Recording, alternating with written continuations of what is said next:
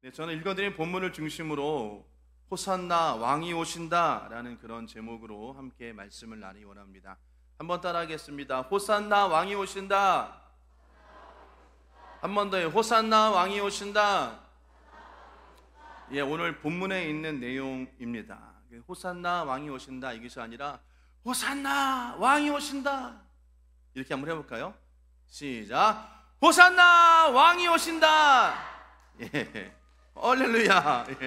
예, 아마 그때 이스라엘 백성들이 그런 마음이 있었을 것입니다. 오늘은 여러분 말씀드린 것처럼 교회력으로는 종려주일입니다. 이 종려주일은 예수님께서 예루살렘에 입성하신 날을 기념하는 날이고 고난주간의 시작인 날입니다.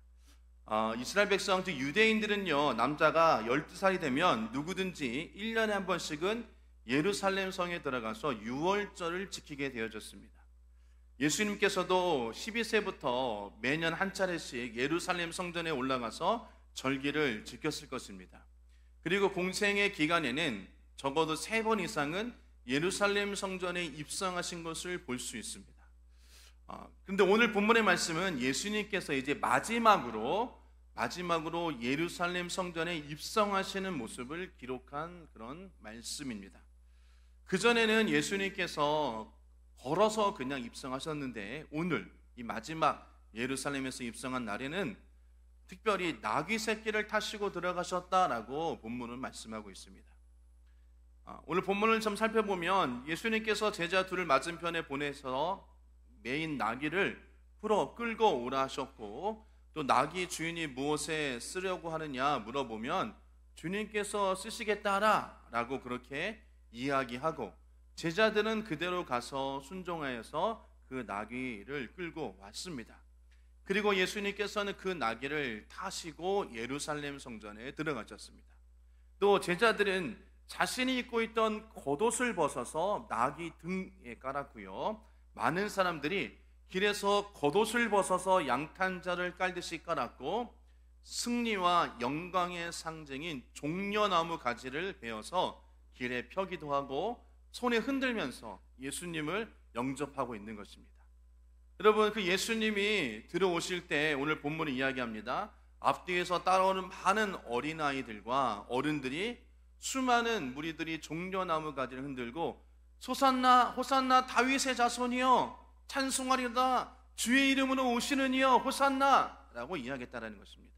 우리가 큰 소리로 외쳤던 것처럼 호산나 다윗의 자손 예수여 찬송하리로다, 주의 이름으로 오시는 이여 호산나 호산나, 이렇게 그들은 기쁨으로 외쳤다라는 것입니다. 환영했습니다. 그런데 우리가 성경을 보면 아시겠지만 그 후에 그들의 외침은 예수를 못 박아라, 예수를 못 박아라 라는 것으로 바뀌었다라는 것이에요.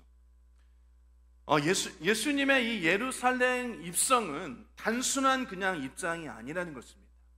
예수님께서 예루살렘으로 들어가시는 것은 하나님의 구원 계획 속에 있는 그런 아주 뜻깊은 사건인 것입니다.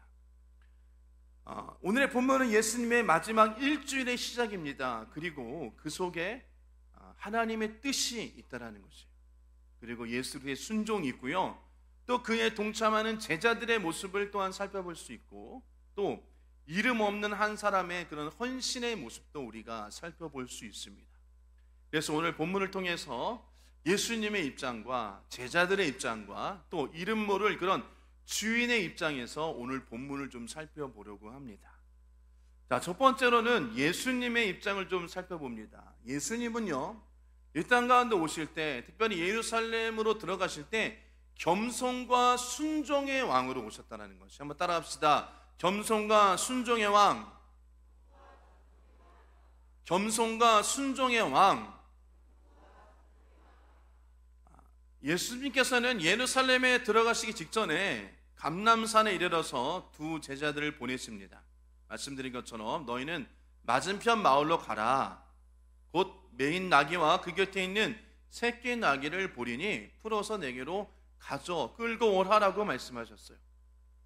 예수님께서는 그들이 질문을 받을 상황도 미리 아시고, 누가 왜 물어보거든 그냥 주가 쓰시겠다 하라라고 대답까지도 예수님께서는 가르쳐 주셨습니다. 이 본문의 말씀, 이 장면은 구약에 있는 스가랴서의 예언을 그대로 성취하신 것입니다. 스가랴서 9장 9절의 말씀 보면요, 시온에 따라 기뻐할지어다, 예루살렘에 따라 즐거이 부를지어다. 보라, 내 왕이 내게 임하시나니 그는 공의로우시며 구원을 베푸시며 겸손하셔서 나귀를 타시나니 나귀의 작은 것 곧 나귀 새끼라 라고 말씀하고 있습니다. 예수님은 하나님의 계획과 그 섭리 가운데 이 땅 가운데 오셨고, 또 하나님의 그 계획하심으로 말미암아 구원의 계획을 성취하시기 위해서 예루살렘으로 들어가셨습니다. 그런데 그냥 들어가신 것이 아니라 구약에 있는 예언의 사건을 다 그대로 따르셨다라는 것이에요.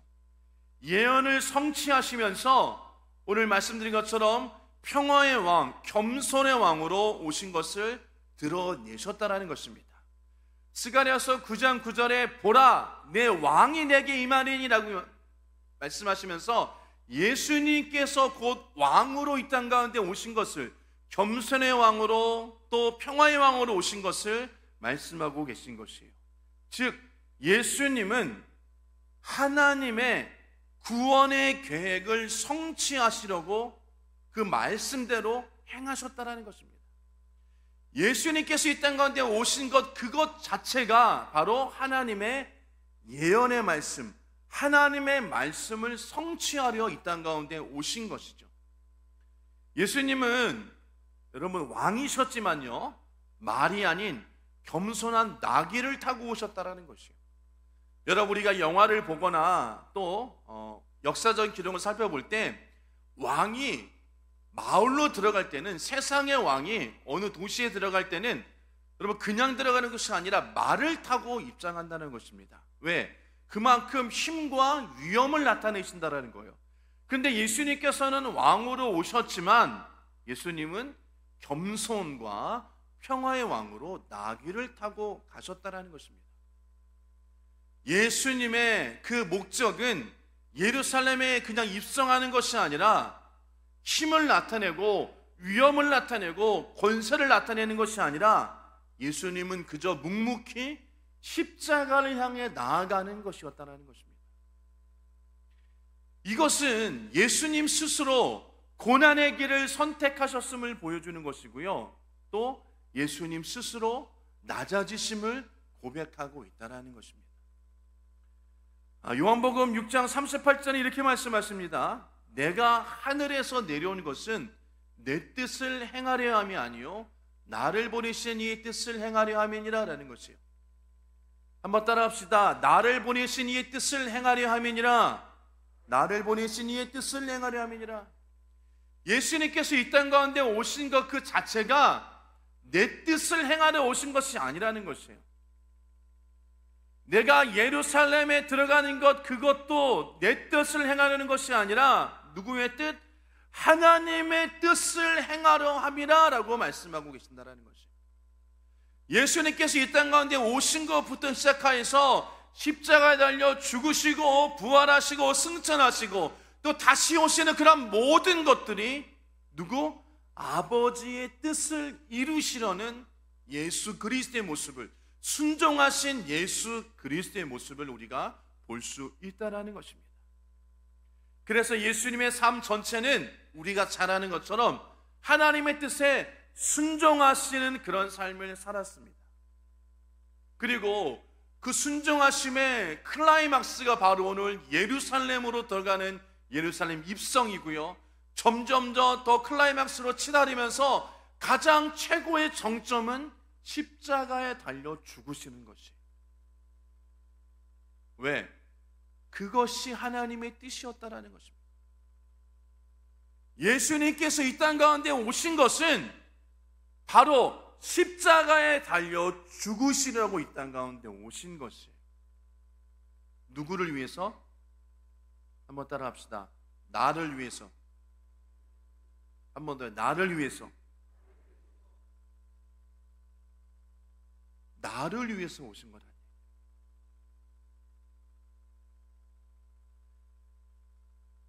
예수님께서 나귀를 타고 입성하신 것은 여러분, 죄인을 구하러 오신 예수 그리스도를 나타내고 있는 것입니다. 참된 왕으로서 하나님의 말씀을 이루시고 하나님의 정의와 공의를 이루시며 평화를 이루신 분이 바로 예수 그리스도였다는 것이에요. 이런 예수님의 하나님의 말씀에 순종하실 말미암아 예수님은 권세와 능력이 아닌 섬김과 희생의 모습을 보여주셨다는 것이에요. 겸손의 모습을 보여주시는 말미암아 예수 그리스도가 누구인지를 말씀해주고 계시는 것입니다. 여러분, 예수님께서 예루살렘 입성을 굉장히 화려하게 보일지도 모르겠습니다. 수많은 사람들이 모여서 종려나무 가지를 흔들면서 호산나 다윗은 예수니여, 예수여 호산나 호산나 열렬히 환영했다는 것이에요. 그러나 실상은 예수님께서 그 예루살렘으로 가는 그 길은 고난의 길이요 죽음을 향한 길이었다라는 것입니다. 예수님은 구약의 예언을 이루려는 참 메시아로 이 땅 가운데 오셨다는 것이에요. 구원자로 오셨다라는 것입니다. 섬김의 왕으로 오셨다라는 것이에요. 권세가 아닌 겸손으로 우리 가운데 오셔서 그가 기꺼이 십자가를 지셨다라는 것입니다. 누구를 위해서? 나를 위해서. 그러기에 예수님께서 십자가 달려 죽으신 것은 나를 위해서, 부활하신 것은 누구를 위해서? 나를 위해서. 이 땅 가운데 다시 오시는 것은 누구를 위해서? 나를 위해서 오신다는 거예요. 물론 우리를 위해서도 맞습니다. 그렇지만 여러분, 우리를 위해서라는 그런 단어보다는 저는 개인적으로 나를 위해서라고 표현하는 것을 더 선호합니다. 왜? 그게 더 우리에게 더 다가오기 때문이에요. 두 번째로 오늘 본문의 말씀에서 제자들의 입장을 좀 볼 수 있습니다. 제자는 여러분이 이해할 수 명령에도 순종하는 모습을 보였다는 것이에요. 예수님께서는 제자들에게 나귀와 그 새끼를 가져오라라고 말씀하십니다. 굉장히 제자들에게는 당혹스러운 그런 이야기일 것입니다. 이상하지요? 아무 설명도 없이 그냥 건넌 마을로 가서 나귀와 메인 그 나귀를 가져오라. 여러분, 일반적으로 상식적으로 이해되지 않은 것입니다.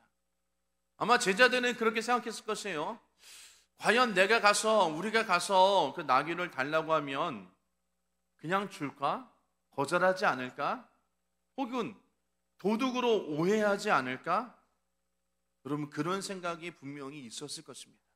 그런데 제자들은 주저하지 않고 그 명령에 따르다라는 것이에요.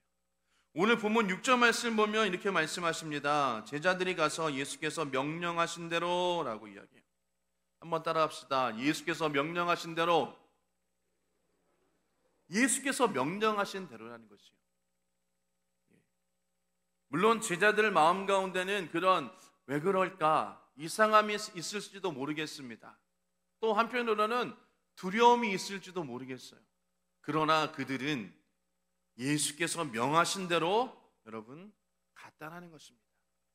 이 말씀에는 예수님에 대한 그 권위에 대한 절대적인 신뢰와 순종을 보여주고 있다는 것이에요. 이해할 수 없지만 그 뜻을 모르지만 말씀하시니 내가 따르겠습니다 라는 것입니다. 흡사 제자들이 예수님께서 깊은 데로 가서 그물을 던져라라고 말씀하셨을 때 내가 밤새도록 그물을 내려서 고기를 잡지 못했지만 내가 주의 말씀에 순종하여 그물을 내리리라 라고 고백한 제자들의 모습, 여러분 그 모습이 바로 우리들의 모습 되어지길 주의 이름으로 축복합니다. 여러분, 때로는 우리가 하나님께서 우리에게 말씀하실 때 우리가 의문을 품을 수도 있고 왜? 라고 생각할 수 있어요. 이것이 가능할까? 라고 생각할 수도 있습니다. 하지만 여러분, 우리에게 주신 아버지의 말씀을 순종할 수 있는 그런 자 되시기를 주의 이름으로 부탁을 드립니다. 왜요? 그 말씀이 곧 진리라는 것이에요. 변하지 않는다라는 것입니다. 지금도 아버지의 말씀을 변하지 않아요. 지금 저와 여러분이 나누고 있는 이 말씀 변하지 않습니다. 우리의 조상들, 우리의 선조들, 그분들도 이 아버지의 말씀을 그대로 받아들였고요. 또 우리도 그 말씀을 그대로 받아들이며 아마 우리들의 후손도 이 아버지의 말씀을 그대로 우리가 받아들일 거예요. 이 변하지 않는 아버지의 말씀, 이 진리에 순종할 수 있는, 그분의 뜻에 순종할 수 있는 그런 때 되시길 주의 이름으로 축복합니다. 여러분, 우리가 그 아버지의 말씀에 순종하려면 아버지를 향한 절대적인 신뢰가 있어야 되는 거예요. 믿음이 있어야 되는 것이에요. 또 아버지의 뜻은 항상 선하다라는 그런 마음이 우리 가운데 있어야 될 줄 믿습니다. 여러분, 제자들은요 때때로 이해하지 못했습니다. 그래서 요한복음 13장 7절 말씀 보면 예수님이 제자들의 발을 씻기실 때 베드로가 아닙니다, 아닙니다 라고 이야기했지만 예수님은 이렇게 말씀하셨습니다. 요한복음 13장 7절 말씀에 예수께서 대답하여 이르시되 내가 아는 것을 내가 지금은 알지 못하나 이후에 알리라 라고 말씀하십니다. 여러분, 신앙은요 이해의 결과가 아닙니다. 신앙은 믿음과 신뢰의 결과를 나타내는 거예요.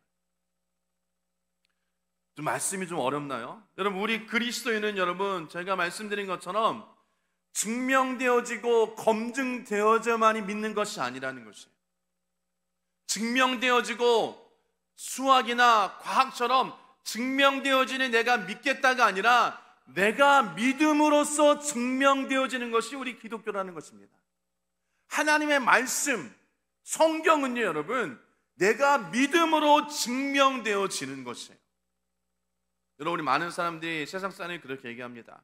예수 믿으세요. 예수 믿어야 되지 않겠냐? 그러면 이렇게 종종 이야기합니다. 하나님을 나에게 보여줘봐라. 하나님이 어디 계셔 나한테 막 얘기해봐. 내가 하나님 보여주시고 하나님 말씀해 주시고 하나님 이렇게 해주면 내가 믿을게. 이렇게 합니다. 여러분, 그 얘기는 내가 안 믿겠다는 얘기랑 똑같아요. 그러나 우리 그리스도인 여러분, 처음에 우리가 예수를 믿을 때 뭔가 큰 믿음이 있어서 여러분 우리가 예수를 믿었습니까? 아니죠. 그냥 자그마한 믿음 가지고 믿었는데 믿고 시작하고 나니 하나님의 살아계심을 우리가 알 수 있다는 거예요. 하나님의 역사하심을 우리가 깨달을 수 있다는 것이에요. 왜? 내가 믿었으니 하나님의 말씀이 증명되어졌다는 것입니다. 여러분, 제자들은요 주의 말씀에 따라 움직였습니다. 그에 순종했습니다. 그 순종으로 예언의 말씀이 이루어졌다는 것이에요. 저와 여러분들도 순종할 때 아버지의 말씀이 이루어지는 것을 경험하는 데 되시기를 주의 이름으로 축복합니다. 여러분, 하나님이 우리를 사용하실 때 우리가 완벽히 이해되고 납득되어지고 그랬을 때 일해야 되는 것, 움직이시는 것이 아니라, 일하시는 것이 아니라 우리들의 전폭적인 신뢰와 순종을 통해서 하나님께서 역사하시고 일하신다는 것입니다. 여러분, 그들의 순종은 단순히 나귀를 데려오는 행위로 끝나는 것이 아닙니다. 하나님의 구원의 계획에 동참한 자가 되어졌다는 것이에요. 하나님의 영광에 참여하는 자가 되어졌다는 것입니다. 하나님께 쓰임받은 자가 되어졌다는 것이에요. 그 작을지 모르는 그 순종이 온 인류를 구원하는 하나님의 계획 가운데 포함되어졌고 쓰임받게 되어졌다는 것입니다. 예언의 성취의 도구가 되어졌다는 것이에요. 순종은 우리가 결과를 모를 때 하는 행동이 되어지는 것입니다. 그리고 그 순종을 통해서 하나님의 놀라운 일들을 우리가 경험할 수 있게 되어지는 것입니다. 저와 여러분들도 순종으로 말미암아 하나님의 은혜를 경험하는 자 되어지길 주의 이름으로 축복합니다. 순종했을 때 여러분 역사가 일어나는 거예요.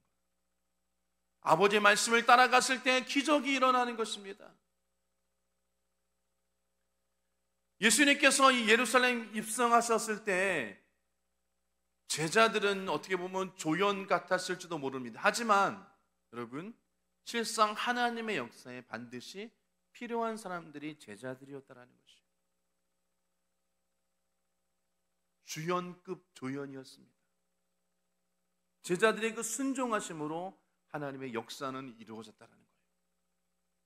저와 여러분이 순종함으로 말미암아 하나님의 역사는 이루어집니다.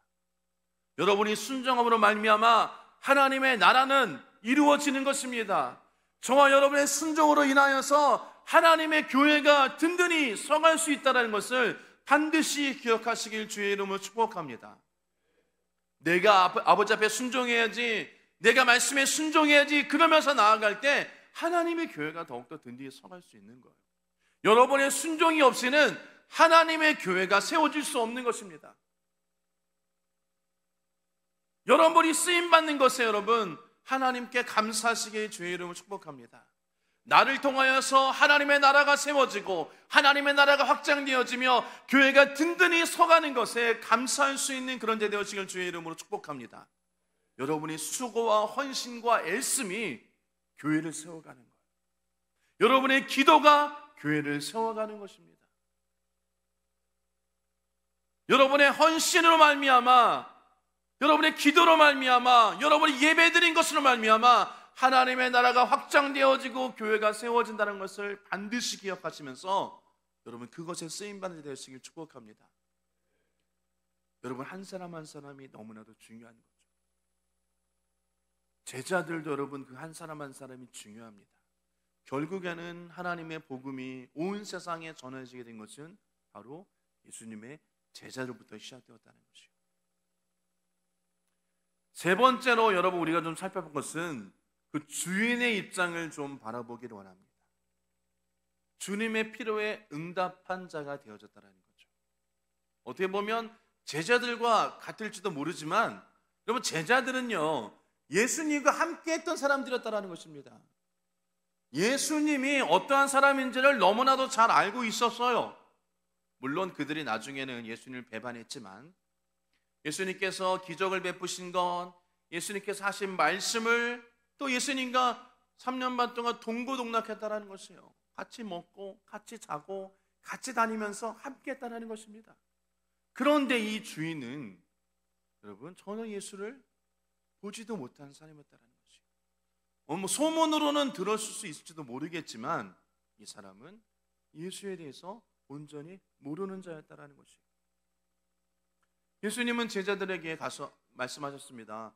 그냥 주가 쓰시겠다 하라 라고 주인에게 이야기하라고 하십니다.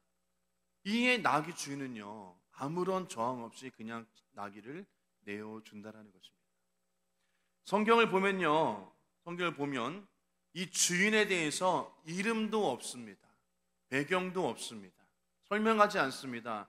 그러나 그는 예수님의 사역에 없어서는 아주 중요한 역할을 했다는 것이에요. 말씀드린 것처럼 주인은 아마 이 예수님의 명성을 소문을 들었을지도 모르겠습니다. 그래서 주가 쓰시겠다라는 그런 말씀을 듣고도 충분히 그것을 드릴 만큼의 믿음과 또 존경심을 가지고 있었을 것입니다. 여러분 그런데 우리가 생각해야 될 것은 이 나귀라는 것은요 그냥 단순히 가축에 지나지 않은 것이 아닙니다. 단순한 가축이 아니라는 것이에요. 그가 생계를 위한 도구였다는 것입니다. 가족과 삶의 일부분이었을 수 있어요. 여러분 만약에 농사를 지으는데 소가 있습니다. 여러분 그 소가 어떻습니까? 배고프다고 소를 잡아먹으시나요? 아니잖아요. 왜? 내가 농사를 지으면 반드시 그 소는 필요한 것입니다. 그렇죠? 생계의 도구이고요. 어쩌면 우리 가족보다 더 귀한 그런 소일지도 모릅니다. 그러나 그것을 주님께 기꺼이 내어 놓아놨다는 것이. 우리가 성경을 읽어보면 때로는 이름도 없이 빛도 없이 헌신하고 순종하는 자들 때문에 하나님께서 큰 뜻을 이루시는 것을 볼 수 있습니다. 하나님의 기적을 체험하는 자들을 볼 수 있어요. 이 주인의 이름도 없이 또 어떠한 배경도 없이 이 주인의 헌신은 그냥 크게 드러나지 않습니다.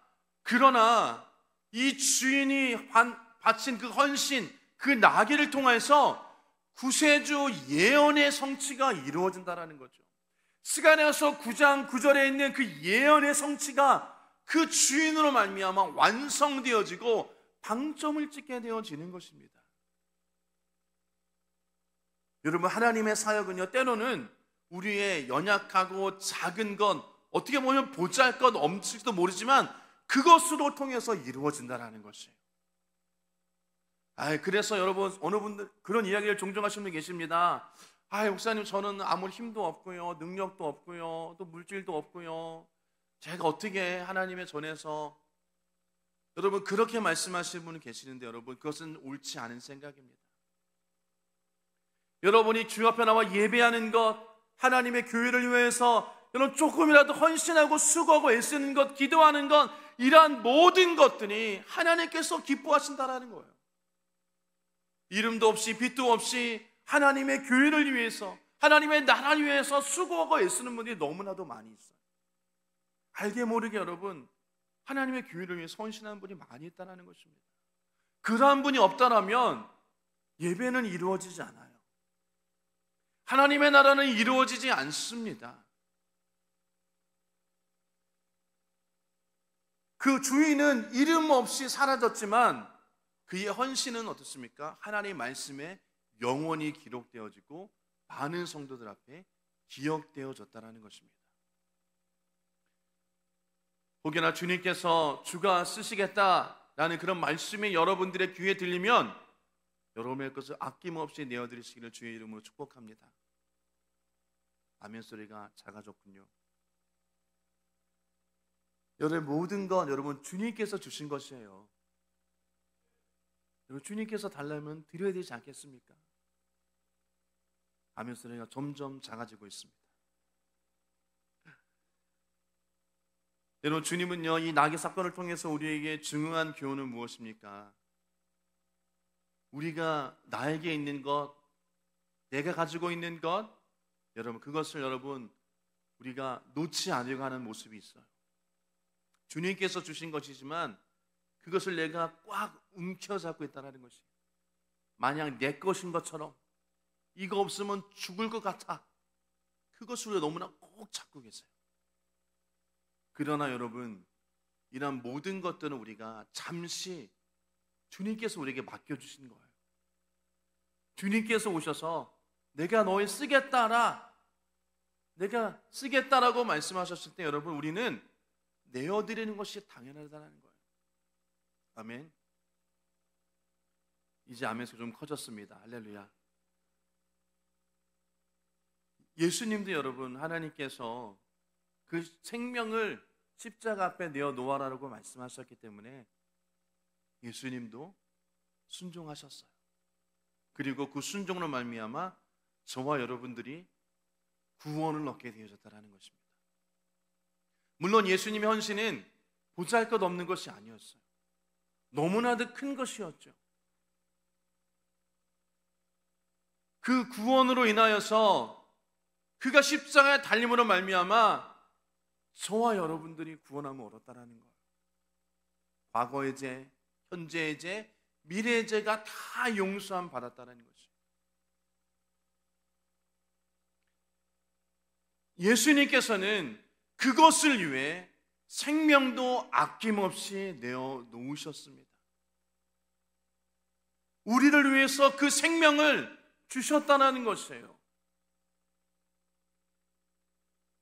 우리 안에 여러분, 내가 꽉 움켜쥐고 있는 것들이 있습니다.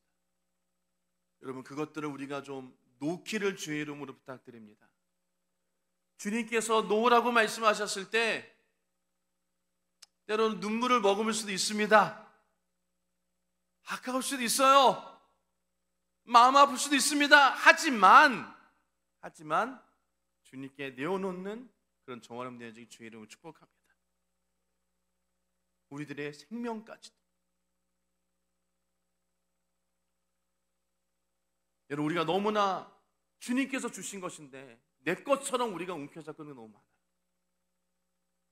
그런 것들이 여러분 누구에게나 있다라고 저는 생각을 합니다. 주님께서 달라고 하실 때 어떻게 하시겠어요? 안 돼요, 주님. 저는 이것만은 안 됩니다. 절대 안 됩니다. 다른 거는 다 돼도 이것만은 안 됩니다. 여러분, 그러지 않길 부탁드립니다. 아멘. 여러분, 믿으셔야 돼요.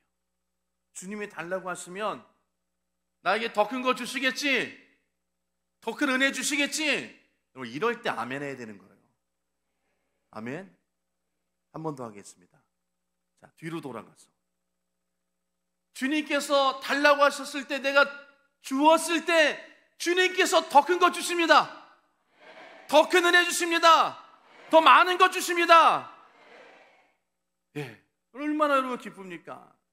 주님께서는 여러분 빚지고 사신 분이 아니에요. 하나님께서는 반드시 갚아주십니다. 아멘. 저와 여러분들의 수고와 헌신과 눈물과 기도, 모든 것 주님께서 반드시 갚아주십니다. 여러분, 그것을 믿으셔야 돼요. 왜? 좋으신 하나님.